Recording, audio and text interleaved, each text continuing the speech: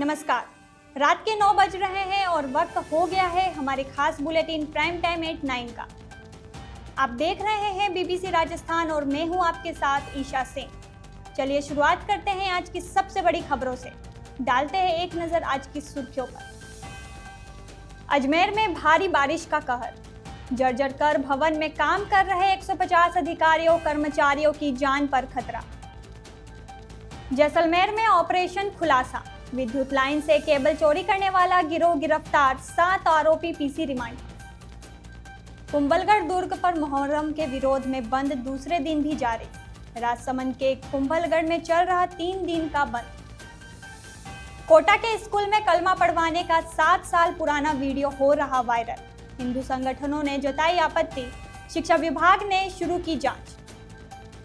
धौलागढ़ में श्रावण कुंभ महोत्सव 10 से, तैयारी जोरों पर। पहले दिन 21,000 कलश के साथ निकलेगी शोभा यात्रा। अशोक गहलोत का भाजपा सरकार पर हमला। कहा राजस्थान में बजरी माफिया हावी, ऊपर से नीचे तक हो रही बंदी। राज्य पुलिस जवाबदेही समिति अध्यक्ष HR कुंडी ने कहा, नए डीजीपी लाएंगे सुशासन। भूमाफियाओं पर जताई चिंता।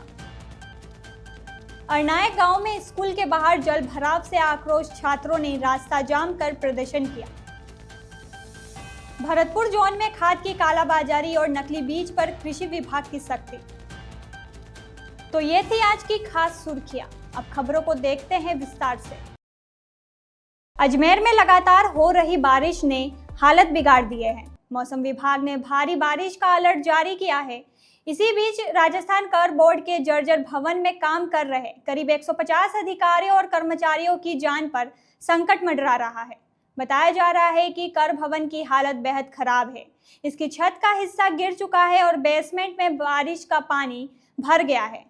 बरसों से भवन के बेसमेंट में पानी भरा हुआ है, लेकिन अब भारी बारिश के कारण स्थिति और भी खतरनाक हो गई है। भवन में काम कर रहे अधिकारी और कर्मचारी दहशत में हैं और डर के साए में विभागीय कामकाज कर रहे हैं। कई बार वह काम छोड़कर बाहर भटकते देखे गए हैं।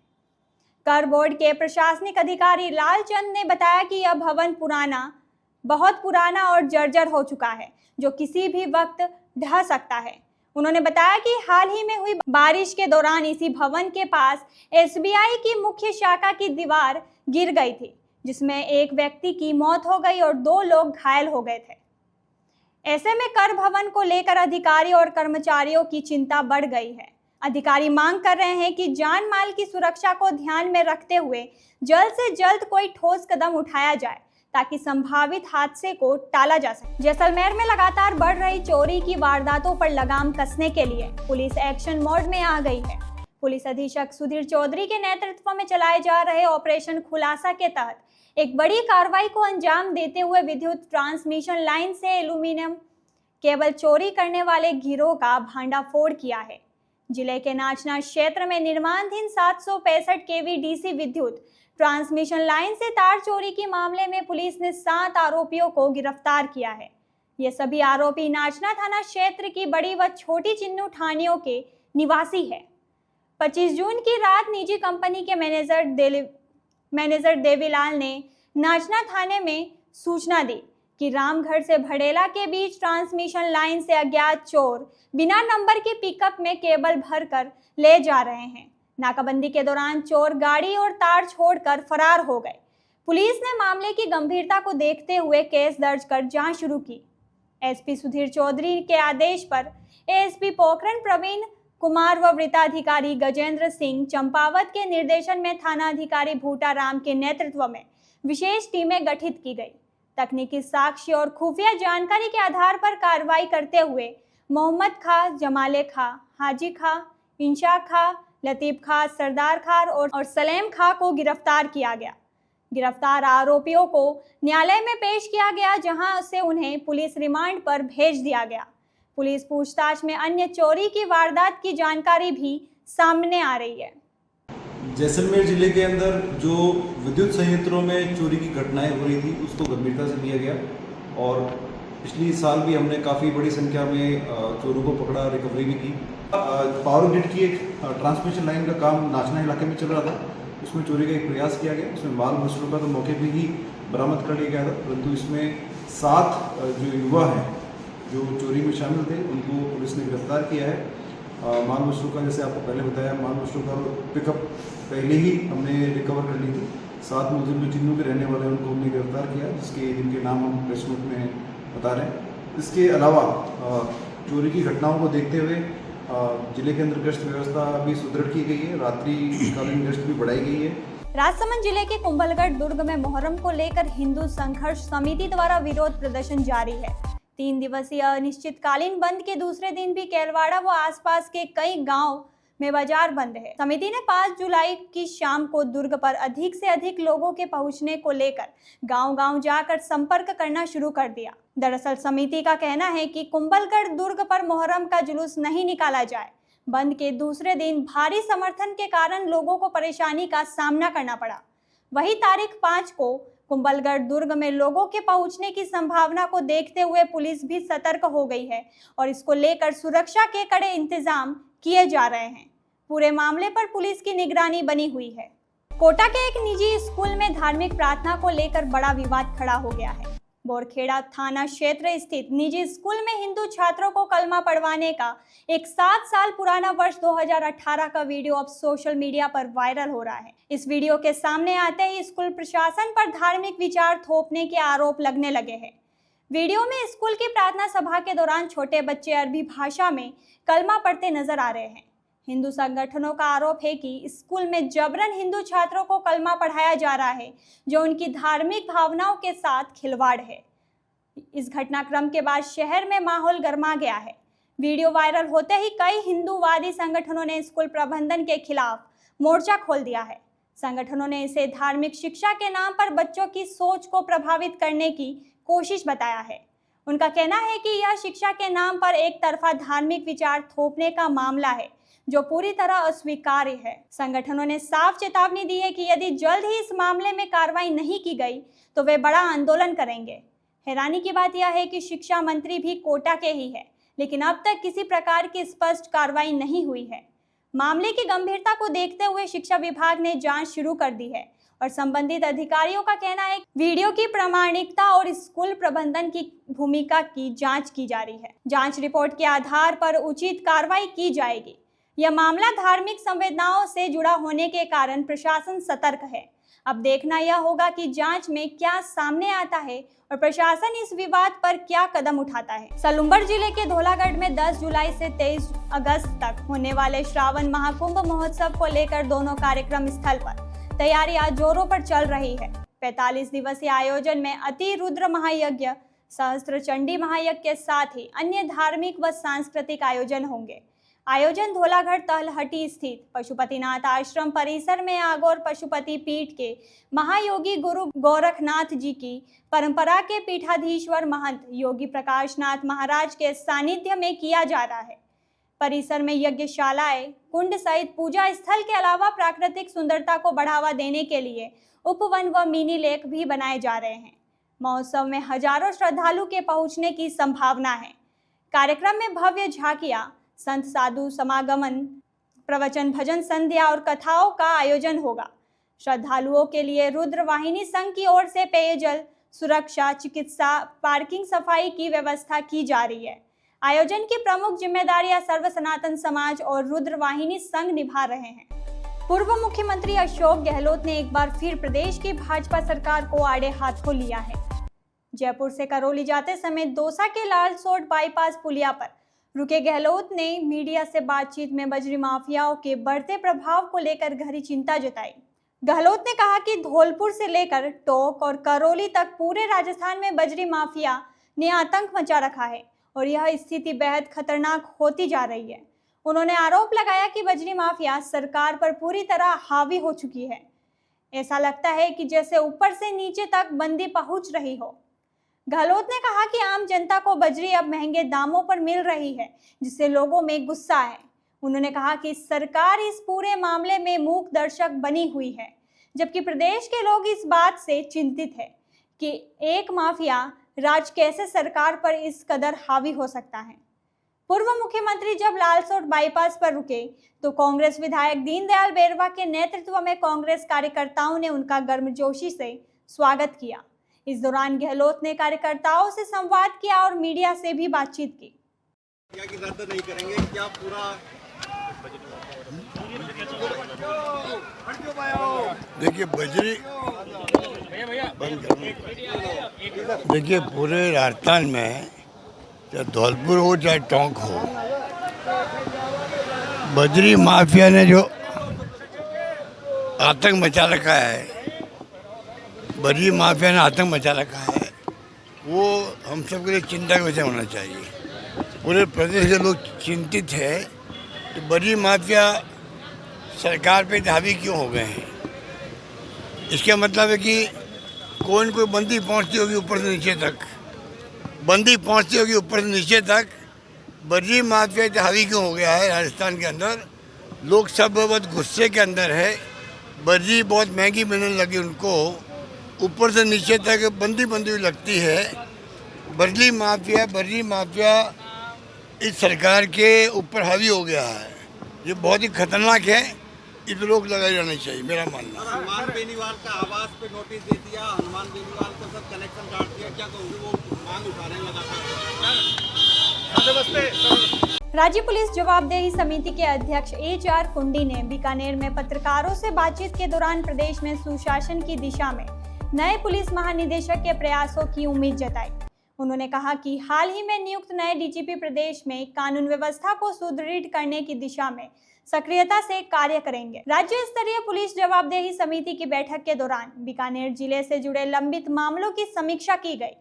इस दौरान वरिष्ठ पुलिस अधिकारियों के साथ अपराध नियंत्रण को लेकर गहन चर्चा भी हुई। भू माफियाओं के मुद्दे पर बोलते हुए HR कुंडी ने कहा कि यह समस्या केवल बीकानेर तक सीमित नहीं है, बल्कि पूरे राजस्थान में यह चुनौती बन चुकी है। उन्होंने कहा कि जैसे जैसे जमीनों की कीमतों में बढ़ोतरी हो रही है, वैसे वैसे भू माफियाओं की गतिविधियां भी बढ़ रही है। कुंडी ने यह भी कहा कि न्यायालय और पुलिस व्यवस्था पर क्षमता से अधिक दबाव होने के कारण कई मामलों का समय पर निस्तारण नहीं हो पा रहा है। उन्होंने स्पष्ट किया कि इसके लिए सीधे तौर पर पुलिस या न्यायपालिका को दोष नहीं दिया जा सकता, बल्कि बढ़ते बोझ के चलते प्रक्रिया प्रभावित हो रही है। आज बीकानेर का आने का कारण, मुख्य कारण बीकानेर के जो लंबित प्रकरण हैं हमारी समिति के सामने, उनके बारे में यहाँ के जो पुलिस अधिकारीगण हैं उनकी इंक्वायरी में क्या प्रोग्रेस है, ये समीक्षा करने के उद्देश्य से मैं यहाँ आया हूँ। और यहाँ जो पेंडिंग केसेज हैं उनके बारे में यहाँ के पुलिस अधिकारीगण से मैंने जानकारी ली है। राजीव जी ने कल ज्वाइन किया, क्या कुछ उसमें नया कुछ है? नए DG साहब ने ज्वाइन किया है। Let us hope for the best. अच्छे के लिए सोचना चाहिए। नए आदमी आए हैं तो निश्चित तौर पर सुशासन के लिए, पुलिस एडमिनिस्ट्रेशन के लिए, सबॉर्डिनेट पुलिस अधिकारी कर्मचारी, उनके लिए, आमजन के लिए अच्छा सोच रखेंगे।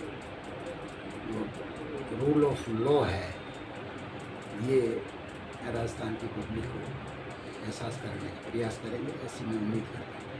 तो बीकानेर भूमाफिया जैसे काफ़ी कुछ आते हैं जन सुनने के, क्या कुछ उनका कुछ रहता है क्या? जहाँ तक भूमाफिया के प्रकरण, ये केवल बीकानेर का ही सब्जेक्ट नहीं है। मैं संपूर्ण राजस्थान में जाता रहता हूँ। संपूर्ण राजस्थान से मेरे पास कंप्लेंट्स आती है। मैं जयपुर में बैठता हूँ, जयपुर की भी कंप्लेंट्स आती है। निश्चित तौर पर जो ज़मीनों से संबंधित मामले हैं वो दिन तक बढ़ रहे हैं। उसका मुख्य कारण एक तो प्रॉपर्टी की वैल्यू बहुत बढ़ रही है, और दूसरा उसके लिए जो यहाँ व्यवस्था है, चाहे कोर्ट में पेंडेंसी के मामले हो, समय पर ऐसे प्रकरणों का पुलिस स्तर पे, न्यायालय स्तर पर निस्तारण नहीं होना भी एक बहुत बड़ा कारण है। उसके लिए मैं पुलिस व्यवस्था पर कोई आरोप लगाया जा सकता है या पुलिस व्यवस्था को सही काम नहीं कर रही है, ये नहीं कहा जा सकता है। न्यायपालिका के संबंध में भी ऐसी कोई टिप्पणी की जा सकती है, क्योंकि पुलिस के सामने, न्यायपालिका के सामने प्रकरणों का, केसेज का जो इन्वेस्टिगेशन के लिए है या ट्रायल के लिए अंबार लगा हुआ है। एक व्यक्ति की कैपेसिटी होती है, चाहे जज के रूप में काम कर रहा हो, चाहे पुलिस अधिकारी के रूप में काम कर रहा हो। कैपेसिटी से ज़्यादा अगर उसमें भार डाला हुआ है तो निश्चित तौर पर तुरंत निस्तारण नहीं होता। और ऐसे मामलों में फिर जो सो-कॉल्ड माफिया है, जो बदमाशी भी करते हैं, इस तरह की आपराधिक कार्रवाइयाँ भी करते हैं।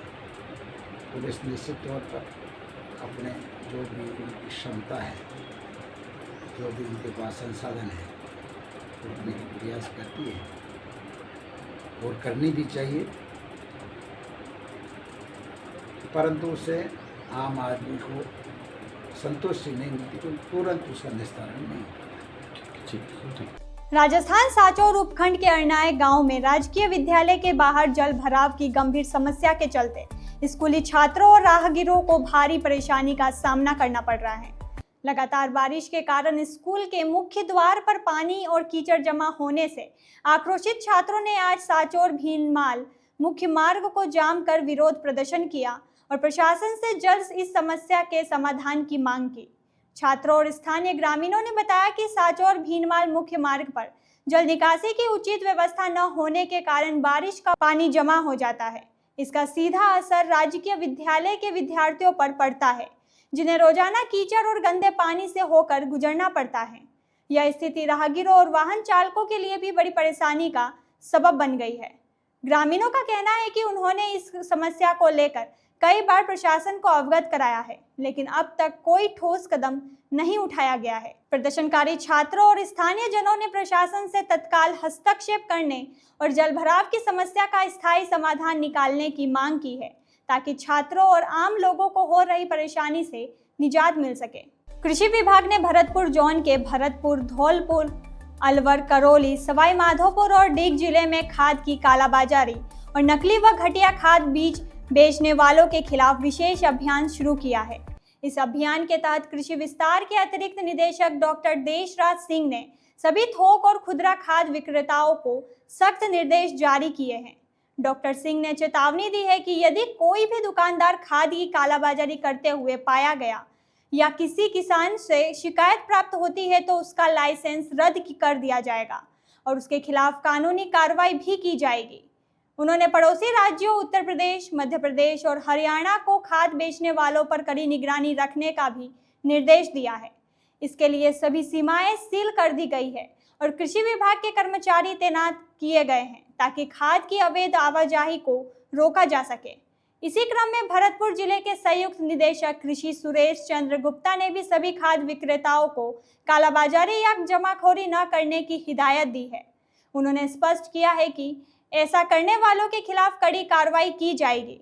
गुप्ता ने कृषि विभाग के उपनिदेशक, सहायक निदेशक, सहायक कृषि अधिकारी और कृषि पर्यवेक्षकों को निर्देशित किया है कि वे नियमित रूप से दुकानों का निरीक्षण करें, खाद के नमूने लें और किसानों से बातचीत करें। साथ ही कालाबाजारी और जमाखोरी करने वालों की सूची तैयार कर उन्हें अवगत कराने के निर्देश भी दिए गए हैं। तो ये थी आज की बड़ी खबरें। ऐसी ही सटीक और तेज खबरों के लिए देखते रहिए रोजाना रात 9 बजे BBC राजस्थान प्राइम टाइम 8/9।